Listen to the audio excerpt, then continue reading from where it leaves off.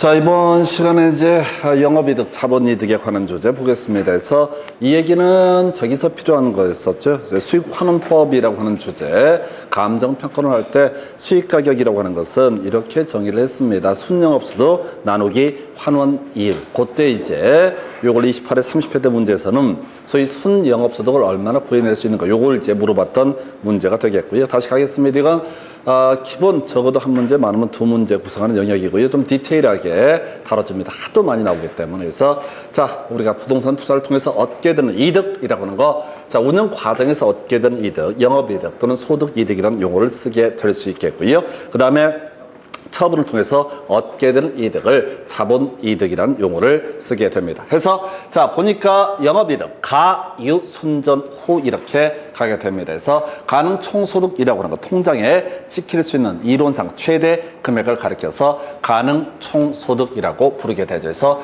단위당 예상 임대료 곱하기 임대 단위수, 이게 가능 총소득에 해당이 되게 된다라고 할 것. 자, 그래서 이렇게 가능 총소득이라는 거 이론상 최대 금액이고요. 여기서 실제 들어오지 않은 금액 빼야 되죠. 바로 공실과 불량 부채 충당금 빼게 됩니다. 그리고 나서 예상 외로 들어온 수입, 영업 외 수입 또는 기타 수입, 이런 용어를 쓰기도 합니다. 이걸 이름하여 자, 더하게 되면 유효 총소득이라고 해서, 유효 총소득은 통장에 찍힌 금액을 의미하게 됩니다. 그래서 통장에 찍힌 금액이 있으면 또 필수적으로 나가야 될 돈을 영업 경비라고 부르게 됩니다. 유요제라고 해서 유지 관리비, 유지, 그 다음에 이제 보험료, 전기, 수도 등등등 각종 요금이라고 하는 거, 그 다음에 재산세라고 한 것까지, 특히 재산세가 하나의 포인트가 될 수가 있어요. 그래서 자, 유요제라고 하는 거, 이런 영업 경비를 빼게 되면 통장에 남는 금액, 순수한 금액, 순영업소득이라는 표현을 쓰게 됩니다. 그래서 이렇게 순영업소득이 계산이 되게 되면, 혹시 이 부동산 투자하는 과정에서 타인의 자본을 끌어들여서 투자가 이루어졌다라고 하면은 은행에다가 갚아야 될 원금과 이자 상환액이라고 하는 거, 원리금 상환액이라고 하는 것을 바로 빼야 되죠. 이게 이제 여기서 보통 부채 서비스액이라는 용어를 쓰게 됩니다. 그래서 순영업소득에서 부채 서비스액을 뺀 금액, 이걸 세전현금수지라고 부르게 될 테고, 이런 세전현금수지에서 영업소득세라고 하는 것을 빼게 됩니다. 영업소득세를 빼게 되면 이게 바로 세후현금수지. 그런데 이 영업소득세를 계산하는 방법 좀 어렵습니다. 과세표준에다가 세율을 이렇게 두 개를 곱하면 될 텐데, 이때 과세표준 앞에서 계산했던 순영업소득에서 감가상각비하고 이자 지급분을 뺀 금액을 과세 표준으로 계산을 하게 될 것이고요. 거기다 세율을 곱하면 이게 영업소득세가 되게 된다. 그래서 세전현금수지에서 영업소득세를 뺀 금액을 세후현금수지 이렇게 가죠. 근데 이게 하도 문제가 많이 나오다 보니까 자유자재로 구사가 될 수가 있어야 돼서, 이 가능총소득이라고 하는 거, 단위당 예상 임대료 곱하기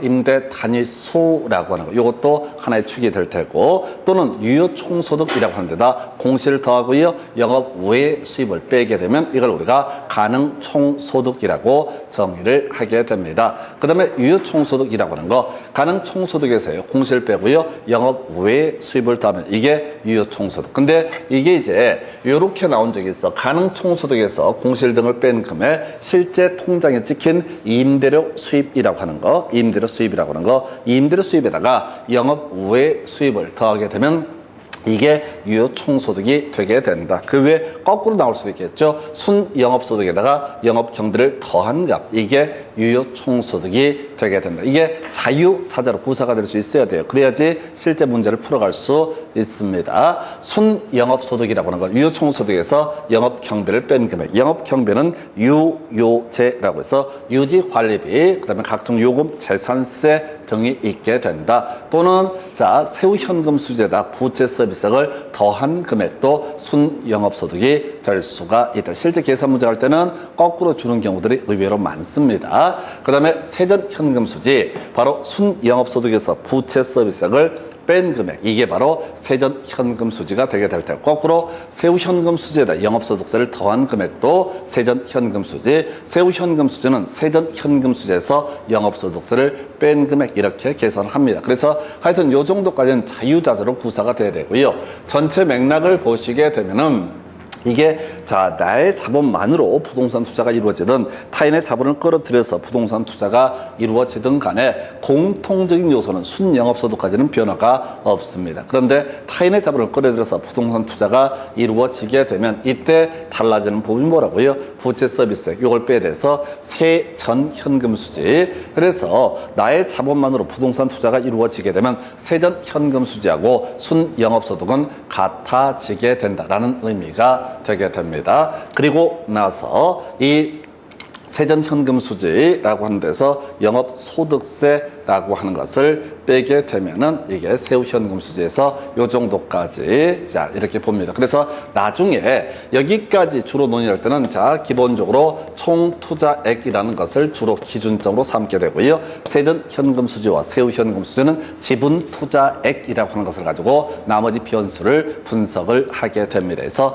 요게 기본이 될 테고, 최근에 한번 나왔던 것이 순전후가 하나 더 나왔었죠. 순매도액이라고 하는 거 하나 있었고요. 세전 지분 복귀액, 세후 지분 복귀액이라고 해서 다시 똑같은 구조야. 매도 가격에서 경비를 빼게 되면, 매도 경비를 빼게 되면 순매도액 앞에서 자 실제 통장에 찍힌 금액 유효총소득에서 영업 경비를 빼게 되면 뭐가 되는데, 경비를 빼게 되면 순영업소득이라는 표현을 썼었고, 통장에 찍힌 금액 매도 가격에서 매도 경비를 빼게 되면 순매도액이라는 말을 만들어내게 됩니다. 그리고 순영업소득에서 은행에 갚아야 할 땐 본 부채 서비스액이라고 하는 것을 빼게 되면 세전 현금 수지. 여기서는 지분 복귀액이라는 표현을 쓰죠. 그래서 세전 지분 복귀액에서 순매도액에서 은행에 갚을 돈 미상환, 아직 상환을 하지 않았던 저당 잔금, 빌렸던 돈을 갚게 되면 이것이 세전 지분 복귀액이 되게 될 것이고, 그리고 자 우리 앞에서 세전 현금 수지가 계산되고 소득세 빼게 되면은 이게 세후 현금 수지가 됐듯이 세전 지분 복귀액에서 자 자본이득세 빼게 되면 어떻다? 세후 지분 복귀액, 이렇게 해석을 하게 됩니다. 그래서 요 정도 개념으로 봐야겠고요. 해서 요 정도 논리구조 살펴드렸습니다. 해서 요렇게 해서 하여튼 그냥 이건 구구절절히 계속해서 단순 반복 할 때마다 알 것 같지만 할 때마다 또 헷갈리는 것이 이 파트가 되게 됩니다. 제가 문제를 만들어 놓고도 자 문제 풀다가 헷갈릴 정도로 워낙 디테일하게 많이 나오는 파트예요. 그래서 자 이렇게 해서 자 영업이득, 자본이득에 관한 개념 보셨고요. 자 이제 문제가 기다리네요. 자 해서 24회 때 문제, 이런 건 겁나 쉬웠던 문제죠. 그래서 자 이 단위당 예상 임대료 곱하기 임대 단위수, 이게 가능 총소득. 여기서 공실 빼고요. 불량부채 충당금 빼게 되고 기타 소득. 여기서 이제 기타 소득. 아까 제가 얘기할 때 영업 외 수입 용어를 기타 소득이라는 표현을 쓰고 있습니다. 기타 소득 더하게 되면 이게 실제 통장에 찍힌 금액인 유효 총소득. 유효 총소득에서 경비 빼야 되죠. 유요제라고 하는 거, 유지 관리비, 각종 요금, 재산세라고 하는 걸 빼게 되면은 이게 순영업소득이 되게 된다. 이 순영업소득에서 부채 서비스액 빼게 되면 세전 현금 수지, 세전 현금 수지에서 영업소득세 빼게 되면 다 세후 현금 수지, 이런 식으로 가져해서 뭐 이건 좀 간단했던 주제가 되겠죠. 그래서 답은 5번인가요? 그래서 좀 쉬웠던 문제가 되겠고, 그 다음 문제 가서 살펴보도록 하겠습니다. 28회 때 나왔던 문제네요.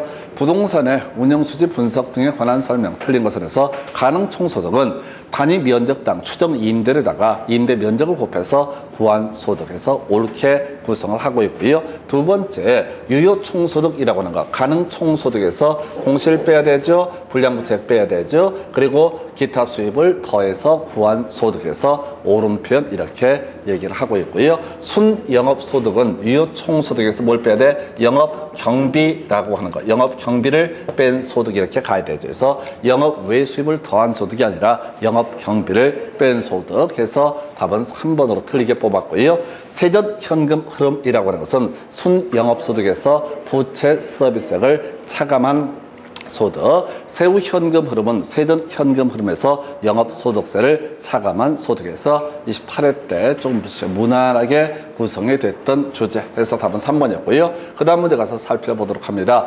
자, 보면은, 자, 부동산 투자의 현금 흐름 추정 등에 관한 설명, 틀린 것을 고르시오라고 해서 순영업소득은 유효총소득에서 영업경비를 차감한 금액해서 옳게 구성을 했고요. 영업경비는 부동산 운영과 직접 관련 있는 경비로서 광고, 전기, 수선비 등이 여기에 해당한다 해서 대략 우리가 수선 유지비라고 하는 것이 있었고요. 그 다음 유지관리비 이런 표현이 있었고 재산세, 각종 뭐 전기요금, 광고요금 이런 것들 이렇게 합니다. 그래서 2번 옳게 구성했고요.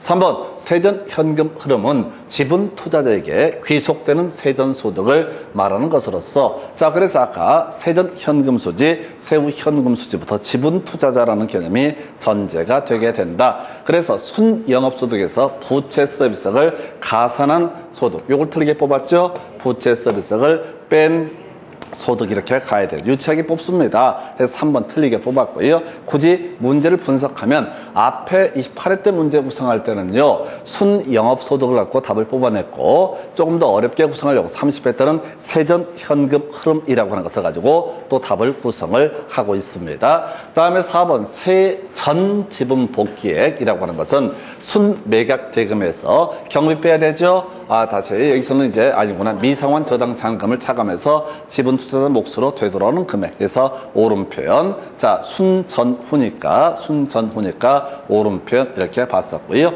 그 다음에 5번 부동산 투자에 대한 대가는 보유시 대상 부동산의 운영으로부터 나오는 소득이득, 처분시의 자본이득에서 자 아까 이게 용어들을 몇 개를 혼용해 쓰고 있죠. 영업이득 또는 소득이득 이런 표현을 혼용해서 쓰고 있습니다. 개론이 조금 힘든 것 중에 하나가 이렇게 용어들을 여러 개 형태로 쓰고 있다는 거 비슷한 의미로 봐야겠고요. 그래서 답은 3번으로 구성을 하고 있다. 그 다음 문제 27회 때 문제인가요? 자, 가능 총소득이 된 영업 경비의 비율. 요즘에 새롭게 나오는 문제 유형이 있죠. 전에는 가요 순전을 아주 무식하게 계산을 생 노가다를 시켰다가 요즘은 좀 깔끔하게 구성을 합니다. 가능 총소득 간단하게 연 500만 원이고 임대 가능 호수가 60%. 여기서 얼마? 3억이라고 하는 것이 가능 총소득이 나오게 된다라고 됩니다. 그 다음에 이제 검토할 게 영업 경비. 자, 영업 경비는 바로 나와 있지 않고요. 순영업소득이 나와 있어. 그럼 이제 스토리를 가는 거야. 좀 가능 총소득이라고 하는 것이 얼마? 3억이 되게 될 것이고 유효 총소득이라고 하는 것은 어떻게 가야 돼? 3억에서 공시를 빼야 되죠. 공시율이 얼마? 10%니까 3천만 원 빼야 될 것이고요. 그럼 이게 뭐가 된다? 영업의 수입 따로 안 나와 있으니까 2억 7천이라고 하는 것이 유효총소득. 그 다음에 순영업소득이라고 하는 것을 계산하려면 유효총소득 얼마? 2억 7천에서 뭘 빼야 돼? 영업경비 빼게 되면은 이게 순영업소득이다. 근데 순영업소득이 2억 1천만 원 주어져 있거든요. 그러면 결과적으로 영업경비는 6천만 원이라는 금액이 돼야지 2억 1천이라는 금액이 나오게 됩니다. 그래서 가능총소득 얼마? 3억 분의 가능총소득 3억 분의 지금 얼마? 6천만 원이라고 하는 거 영업경비 요렇게 이제 구성을 해요. 이런 게 별 내용도 없는데 약간 까다롭게 구성이 됩니다. 저는 단순하게 더하기 빼기만 하게 하다가 요즘에는 전체 그림을 묻는 방식 해서 이게 그럼 20%가 되나요? 20%가 되는 것이 바로 자 답이 3번으로 구성을 하게 됩니다. 그 정도가 되겠고요. 그 다음에 이제 검토 드릴 주제 볼까요? 자, 이것도 어렵죠. 그래서 부동산 투자 분석의 현금 흐름 계산에서 유효 총소득을 산정함에 있어서 필요한 항목은 모두 몇 개인가 라고 되어 있어요. 그래서 다시 유효 총소득을 논하려면 제일 먼저 가능 총소득이라는 개념 알아야 되죠. 가능 총소득에서 공실 빼야 되고요. 영업외, 그다음에 영업외 기타 소득이라고 하는 것을 더하게 되면은 이게 바로 뭐가 된다? 자, 유효 총소득이라고 하는 것이 되게 된다. 그래서 유효 총소득을 계산할 때 이게 새로 나온 지문이라 금액이라고. 예, 자, 가능 총소득에서 공실 등을 뺀 금액을 여기서는 임대료 수입이라고 약간 응용을 들어갔어요. 그 다음에 기타 수입, 영업외 수입 나와 있나요? 영업외 수입 더하게 되면은 이게 바로 뭐야? 유효 총소득을 계산해내기 위해서 필요한 것이다. 예를 들어서 영업소득세라고 하는 것은 세후 현금 수지를 계산할 때 필요한 개념이 될 테고, 이자 상환액이라는 것은 아까 영업소득세 과세표준 계산할 때 필요한 거죠. 과세표준은 순영업소득에서 감가상각비와 이자 비용 요걸 뺀 금액, 이게 소위 이름하여 뭐가 된다?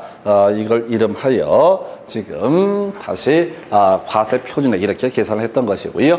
그 다음에 영업경비는 뭘 구할 때? 바로 순영업소득을 구할 때 필요했던 개념이고, 감가상각비도 역시 과세표준을 계산할 때 필요했던 개념이 된다. 이렇게 이제 가게 되는. 그러니까 이게 거의 구구단처럼 나와야지 체크할 수 있지, 그냥 보면서 이해하는 정도 갖고는 절대 이 문제를 풀어가실 수가 없습니다. 개수 물어보는 문제 진짜 짜증나는 문제 패턴인데 정확하게 외우셔야 돼. 그래서 지금 보시게 되면 여기는 최소 한 문제, 많으면 두 문제가 구성이 되거든요. 어려운 거 하려고 하지만 쉽지만 아주 단순한 것들을 계속 반복해서 출제하는 것들, 이런 것들을 잘 맞춰내야 됩니다. 근데 대부분 수험생들이 공부하실 때 어려운 거 위주로 해요. 어려운 거 위주로. 그러고 나서 실제로 시험 문제를 볼 때는 아주 쉬운 것들을 막 틀려요. 환장을 하는 거지. 그래서 결국은 점수 나오는 게 중요한 거고, 점수가 나오려면 실수를 줄이고 쉬운 것들을 잘 체크해가는 거, 그게 방법입니다. 그래서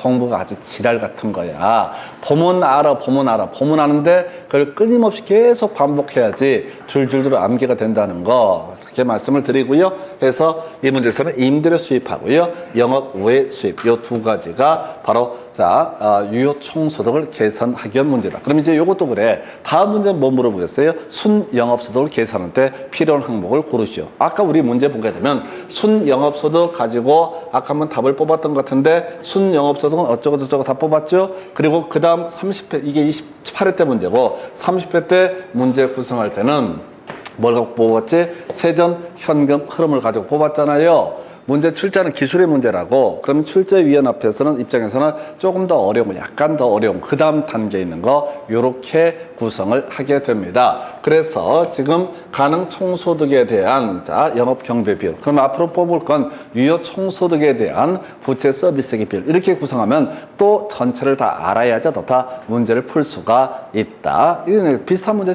계속 내는 겁니다. 그 다음에 이제 검토해봤던 것이 이 문제. 그래서 그럼 유효 총소득 물어봤잖아요. 그럼 앞으로 이렇게 빤히 나열이 돼 있지, 뭐가 나오겠어요? 빤할 것이 순영업소득 계산 방법 등을 물어보시게 나올 것 같은데, 가볼까요? 자, 지금 순영업소득에 계산을 산정하면서 필요한 항목을 구하시오. 이게 한 문제짜리야. 자, 그럼 순영업소득이라고 하는 거 가유순전후에서 유효총소득부터 시작해야 되죠. 유효총소득이라고 하는 것은 가능총소득에서 뭘 빼야 된다? 지금 가능총소득에서 영업경비라고 하는 것을 빼야지, 유효재 빼야지 어떻다? 바로 유효총소득이 나올 테고.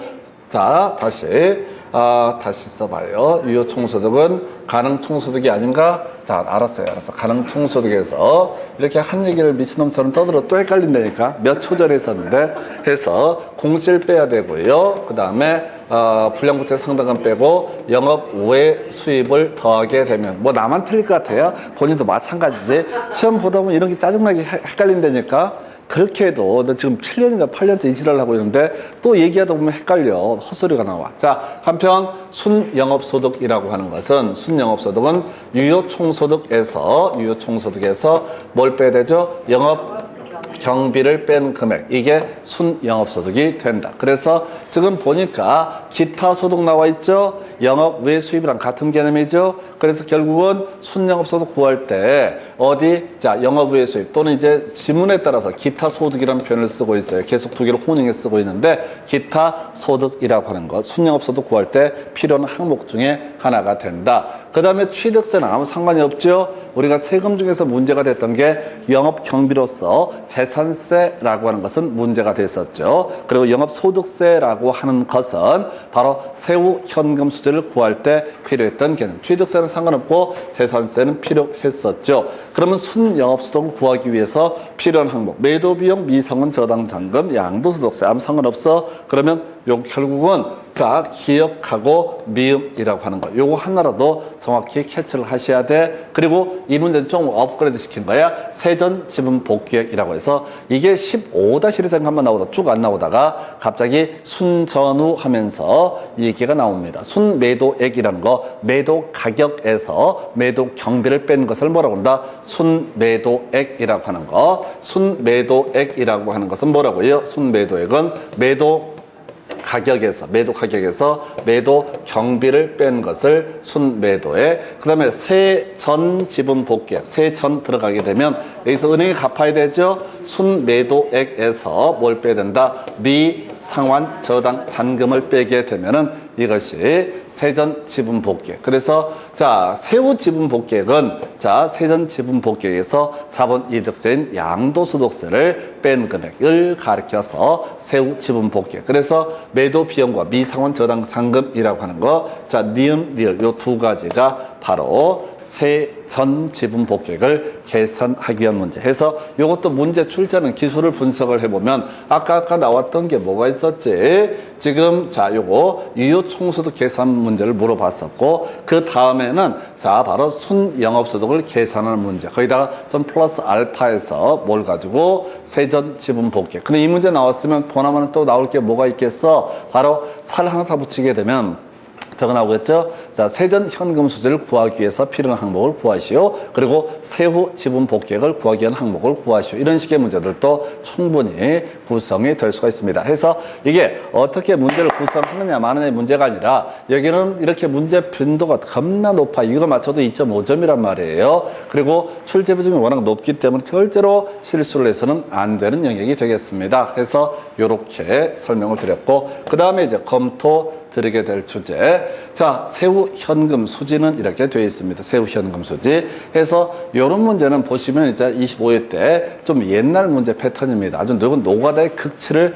요구하는 그런 문제 패턴이 돼요. 근데 아까 25회 때 나왔었고 27회 때 나왔던 문제가 가능 총소득에 대한 영업 경비의 비율을 구하시오. 이렇게 출제가 됐었거든. 그러니까 이건 노가다의 극치니까 안 내고 오히려 조금 가능 총소득에는 영업 경비 비율 이런 식으로 간단하면서도 정확히 의미를 알고 있나 모르고 있나 이런 식의 문제 구성이 이루어지고 있습니다. 그래서 자 한번 가보겠습니다. 가능 총소득이라고 하는 거. 그럼 먼저 유효 총소득을 계산을 해봐야 되죠. 가능 총소득 4,800에서 공실 5%면 240만 원. 자, 그 다음에 공실 그 다음에 나머지 없구나 해서 이 유효 총소득은 4,800에서 얼마? 지금 240 빼게 되면 4,560만 원. 순 영업소득 가볼까요? 4,560에서 뭘 빼야 되냐면 영업 경비 빼야 되죠. 240을 또 빼게 되면은 4,320만 원. 이게 순영업소득. 순영업소득 다음에 구할 게 자, 세전 현금 수지라고 하는 것이 있게 되겠죠. 순영업소득 4,320만 원에서 4,320에서 뭘 빼야 되냐면은 자, 4,320에서 빼야 될 금액이 부채 서비스액, 원금 상환액 플러스 이자 상환액. 이게 함정 파는 거예요. 원리금 상환액입니다. 부채 서비스액은 원금 상환액 플러스 이자 상환액. 이게 29회 때 또 나와. 뭐라고? 부채 서비스액이란 자, 은행에 갚아야 될 돈 중에서 자, 전체 상환 금액 중에서 이자 비용을 제한 금액을 말한다 해서 틀리게 뽑아주게 됩니다. 꼬리에 꼬리를 물고 구성해요. 해서 지금 얼마? 1,000만 원 빼야 되나요? 그러면 얼마? 3,320만 원. 이게 순영업소 세전 현금 수지가 되게 될 테고, 그 다음에 세후 현금 수지를 구하려면 먼저 영업소득세를 계산해야 돼. 자, 그래서 영업소득세 과세 표준이라고 하는 거 순영업소득 4,320에서요. 자, 지금 감가상각비하고 이자 비용 해서 1,000만 원 빼게 되면 이게 뭐가 된다고? 과세 표준이 되게 된다. 과세 표준에다가 세율 곱하게 되면 세율이 얼마냐면 20%예요. 그러면 자, 영업소득세가 664만 원이라는 금액이 되게 됩니다. 3,320에다가 지금 세율 0.2를 곱하면 664만 원. 그래서 3,320에서 664를 또 빼야 되죠. 그러면 그게 뭐가 된다? 세후 현금 수지. 뭐 답이 2번인가 아마 그럴 거예요. 그래서 이런 식의 문제. 사실은 이거는 거의 일부는 거의 불가능하게 풀었던 그런 문제고요. 옛날 문제는 계산 문제라고 하더라도 전반적으로 이렇게 사람 잡아냈어요. 손도 못 대게 시간 때문에 아예 풀 수 없게 구성을 하는 게 과거 문제 트렌드였습니다. 근데 요즘에는 이런 문제 안 나와요. 오늘 문제들 쭉 다음 시간까지 같이 이제 소위 계산 문제라고 하는 걸 몇 개를 보게 될 텐데 겁나 23, 24, 25일 때까지 24일 정도까지 말도 못하게 한 3분씩 걸리게 산수 못하면 사람을 쥐어 잡는 그런 식의 문제가 구성이 되는데 사실 이런 문제는 좋은 문제는 아니죠. 왜냐면은 1분이라고 하는 시간 안에 풀 수가 있어야지 그게 정상적인 문제거든요. 그래서 이 문제를 낼 때는 굳이 해석을 하게 되면 무조건 틀리라고 내는 그런 문제 형태로 볼 수가 있습니다. 다만 요즘 이렇게 안 나온다고요? 아까 25회 때 나왔었고 27회 때는 가능 총소득에 대한 영업 경비의 비율 이런 식으로 출제가 이루어졌었죠. 그래서 자 여기까지 보시고 잠시 끊었다가 이제 나머지 분석 기법 다시 좀 끊어서 가도록 하겠습니다.